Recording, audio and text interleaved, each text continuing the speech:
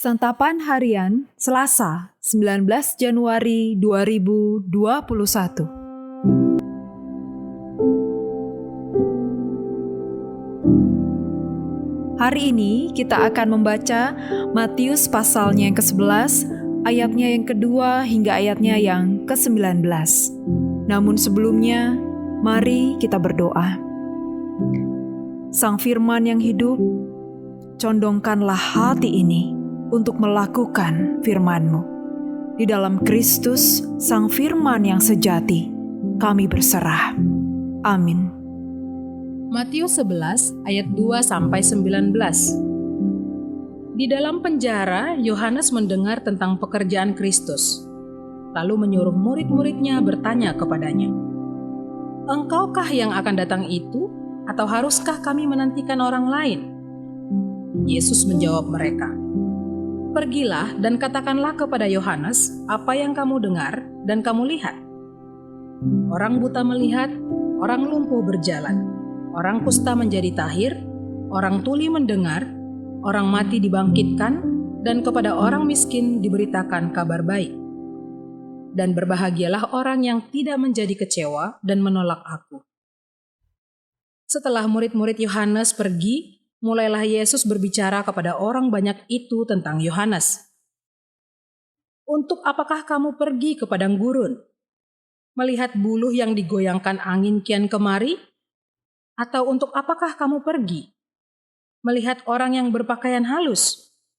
Orang yang berpakaian halus itu tempatnya di istana raja. Jadi, untuk apakah kamu pergi? Melihat nabi? Benar, dan Aku berkata kepadamu, bahkan lebih daripada nabi. Karena tentang dia ada tertulis, 'Lihatlah, Aku menyuruh utusanku mendahului engkau. Ia akan mempersiapkan jalanmu di hadapanmu.' Aku berkata kepadamu, sesungguhnya di antara mereka yang dilahirkan oleh perempuan, tidak pernah tampil seorang yang lebih besar daripada Yohanes Pembaptis. Namun, yang terkecil dalam kerajaan sorga lebih besar daripadanya. Sejak tampilnya Yohanes Pembaptis hingga sekarang, kerajaan sorga diserong dan orang yang menyerongnya mencoba menguasainya. Sebab semua nabi dan kitab Taurat bernubuat hingga tampilnya Yohanes. Dan jika kamu mau menerimanya, ialah Elia yang akan datang itu. Siapa bertelinga, hendaklah ia mendengar." Dengan apakah akan kuumpamakan angkatan ini? Mereka itu seumpama anak-anak yang duduk di pasar dan berseru kepada teman-temannya, "Kami meniup seruling bagimu, tetapi kamu tidak menari.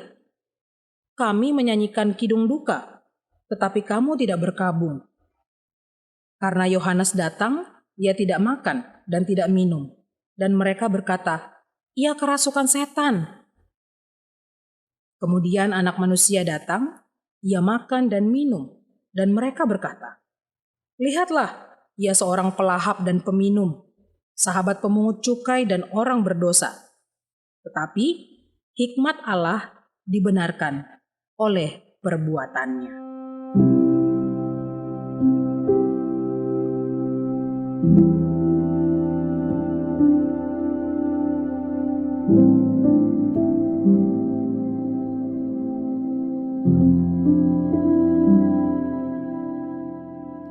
Sahabat Santapan Harian, sebuah kabar baik ternyata belum tentu diterima oleh semua orang. Selalu ada pihak-pihak yang menolak, bahkan mencari alasan untuk menutup telinga bagi kabar baik tersebut. Seringkali mereka menyerang para pemberita kabar baik. Penolakan seperti itu dialami juga oleh kedua tokoh dalam bacaan kita. Tokoh pertama adalah Yohanes Pembaptis. Ia sangat besar, dan Alkitab mengatakan tidak ada yang bisa dibandingkan dengannya. Ia datang dengan kuasa Elia yang menubuatkan kedatangan Mesias yang pertama kalinya. Ia seorang nabi yang di dalam pemberitaannya hidup terpisah sebagai nazir. atau orang yang mengkhususkan hidupnya untuk menjadi nabi Allah. Orang-orang menolaknya dan mengatainya sedang kerasukan setan. Tokoh kedua yang jauh lebih besar daripada Yohanes adalah Yesus. Dialah Mesias yang menggenapi 6 tanda kemesiasan yang diberitakan Yesaya, yaitu yang pertama, orang buta melihat. Kedua, orang lumpuh berjalan. Ketiga, orang kusta disembuhkan. Keempat, orang tuli mendengar. Kelima, orang mati dibangkitkan. Dan keenam, orang miskin mendengar kabar baik. Dialah Mesias yang sejati. Yesus datang dengan merendahkan dirinya. Ia bersedia makan dan minum bersama orang berdosa. Tuhan Yesus mengasihi orang berdosa. Meskipun demikian, Tuhan Yesus tetap menerima penolakan dan dicemooh, bahkan disamakan dengan orang berdosa. Alkitab menunjukkan bahwa selalu ada orang yang tidak percaya serta mencibir orang-orang yang melayani dan memberitakan kebenaran. Tuhan Yesus menghendaki agar kita tetap kuat, sekalipun kita rentan terhadap cibiran, bahkan penolakan. Kita menyadari bahwa tidak mudah untuk memperkuat iman kita agar semakin teguh ketika mengalami cibiran dan penolakan.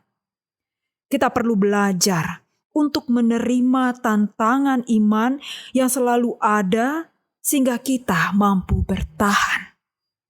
Mari kita belajar untuk lebih berfokus kepada karya Allah yang membebaskan umat-Nya. Mari kita sadari bahwa semua orang perlu menyambut karya pembebasan Allah dengan penuh sukacita. Mari kita berdoa. Bapa, Engkau memakai kesulitan untuk menyatakan kehendak-Mu dalam hidup kami, untuk menjadikan kami tahan uji dan kuat di tengah badai yang menerpa, serta merasa damai dimanapun Engkau menempatkan kami.